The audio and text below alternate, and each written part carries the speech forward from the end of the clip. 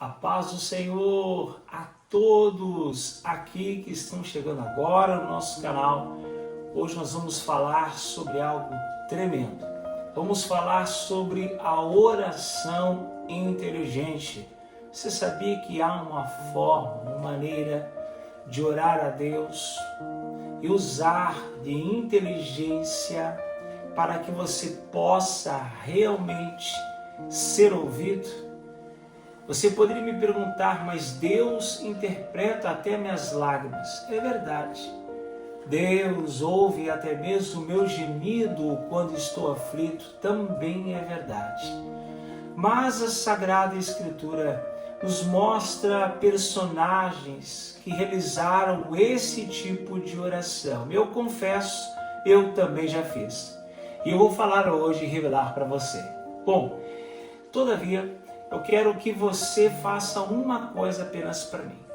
Se inscreva no canal. Todas as vezes que você se inscreve, você participa de tudo aquilo que ocorre dentro da nossa agenda. Cursos, lançamento de livros, seminários, conferências. Você participa recebendo desconto. E claro, clique no sininho das notificações, pois todos os vídeos que nós subimos no canal aqui durante a semana, você é o primeiro a receber. Bom, vamos lá. O texto hoje que nós vamos ler está em 1 Samuel, capítulo de número 3, e versículo de número 1 em diante, que nos diz: o menino Samuel serviu o Senhor diante de Eli naqueles dias. A palavra do Senhor era muito rara, as visões não eram frequentes. Certo dia, o sacerdote Eli, cujos olhos já começavam a escurecer-se, a ponto de não poder ver, estava deitado no lugar de costume. Também Samuel estava deitado no templo do Senhor, onde estava a arca da aliança, antes que a lâmpada de Deus se apagasse. O Senhor chamou o menino: Samuel, Samuel. Esse respondeu: eis-me aqui. Vale a pena lembrar que Israel estava entrando em decadência.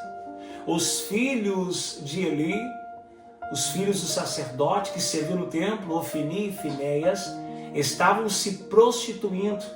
E pior, levando prostitutas para dentro do templo e, claro, fazendo o que não devia no altar do Senhor.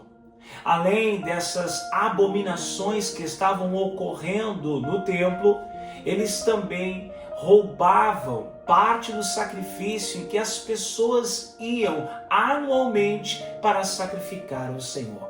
Vale a pena lembrar que Jesus Cristo não tinha ainda se sacrificado, não tinha ido ainda à cruz do Calvário para morrer por nós. Lembramos que Jesus Cristo é o Cordeiro.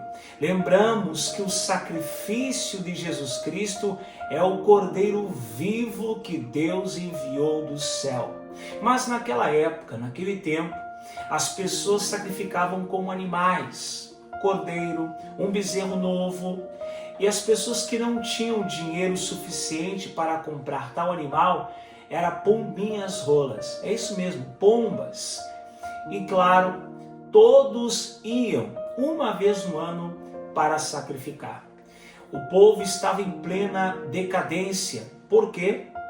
Porque não só o povo, ou melhor, não só o sacerdote e aqueles que serviam no templo, mas o povo também estava cego, muitos estavam desobedecendo. Israel, quando nós lemos a Bíblia, por diversas vezes vai ser punido pelo próprio Senhor.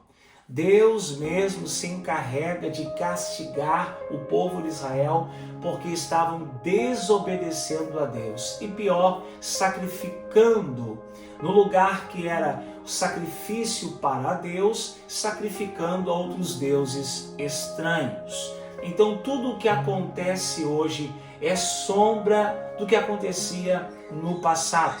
Ainda há muitas pessoas que estão sacrificando. Ainda há muitas pessoas que estão de forma abominável adorando outros deuses. Mas o pior disso é que naquele tempo em Israel, quem estava fazendo isso era justamente quem deveria fazer ao contrário, ser fiel, honrar o altar, honrar o templo de Deus e principalmente o Senhor, o Rei da Glória. Então agora Deus vai mudar mais uma vez o cenário da história e precisa agora falar com o menino, porque o sacerdote, já com certa idade, estava fazendo vistas grossas para Deus, encobrindo os pecados horríveis de seus filhos, abomináveis diante de Deus. Agora o Senhor vai atentar para uma mulher que chora. Agora Deus vai atentar para uma mulher que chora, é isso mesmo, e clama por um filho. Seu nome, Ana. Ana era casada com Eucana. E Eucana, naquele tempo, no Antigo Testamento, o homem poderia ter mais de uma mulher se ele a sustentasse. Então quem tinha muitas posses, geralmente tinha mais do que uma esposa. Ana tinha uma concorrente, e a sua concorrente era Penina. Porém, Eucana não amava Penina tanto quanto amava Ana. Porém, Penina gerava filhos e Ana não gerava. Isso era algo horrível para Ana. Era muito triste para ela. Ainda assim, sendo consolada pelo seu marido por diversas vezes, ele dizia: não importa se você não me dar filhos, eu a amo mais do que qualquer outra esposa que eu tenha. Ele estava declarando o seu amor sincero por Ana, mas ainda assim ela não gerava filhos, e isso para ela era tamanha dor. Porém, todas as vezes, ou seja, todos os anos, chegava o decorrer do ano, no final do ano, ela ia com Eucana para sacrificar. Em dado momento, ela vai chorar diante de Deus e vai clamar ao Senhor para que Deus pudesse honrar o seu pedido. Porém, todos os anos Ana subia, mas não era atendida. Porém, chegou um dado momento em que ela chega novamente, final do ano, para sacrificar ao Senhor, e então, com a voz ainda embargada, chorando e com muitas lágrimas, diz: Senhor, se o Senhor me atender dessa vez o meu pedido, eu entregarei o meu filho no teu altar. Ele vai te servir, ele vai te adorar, vai ser teu, Senhor. Era tudo que Deus queria. O tema desse vídeo é semente em terra fértil. Ela estava prestes a semear no altar de Deus. E não há nada que volte da mesma maneira quando você semeia no altar do Senhor. Afinal, Deus não deve nada para ninguém. Deus não deve nada para ninguém.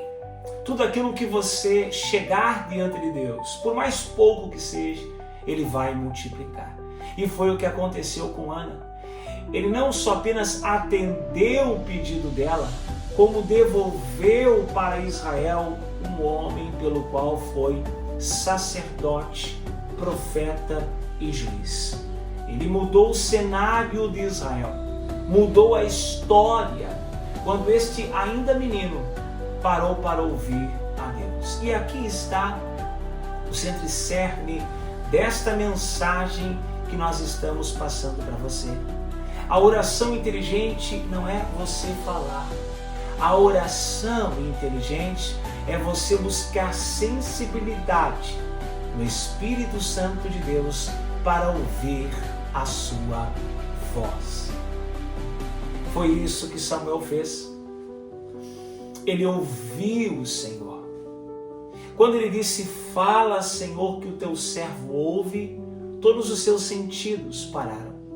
Agora ele estava apto a ouvir a voz do Senhor. E é claro que se todos nós fizermos isso de todo o nosso coração, pararmos tudo o que estamos fazendo para ouvir a voz do Senhor, Ele nos responderá. Eu não sei o que você está passando, eu não sei qual é a situação que você está, mas se você ver que nada está mudando, é a hora de você fazer uma oração inteligente. Pare para ouvir a voz do Senhor. Graça e paz. Deus abençoe você poderosamente. Eu desejo a você, claro, muita prosperidade. Até o próximo vídeo.